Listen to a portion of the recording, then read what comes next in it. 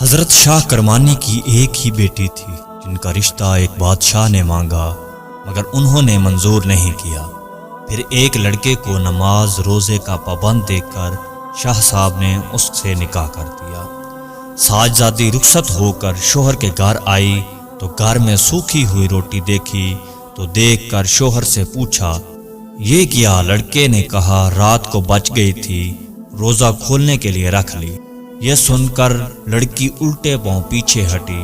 لڑکا بولا، میں پہلے ہی جانتا تھا ایک بادشاہ کی بیٹی میرے غریبی پر کیوں راضی ہوگی۔ لڑکی بولی، بادشاہ کی بیٹی غریبی پر ناراض نہیں بلکہ اس لیے ناراض ہے کہ تم کو خدا پر بھروسہ ہی نہیں، اور مجھے اپنے والد پر تعجب ہے کہ مجھ سے تمہارے متعلق یہ کہا، بڑا نیک اور پارسا انسان ہے۔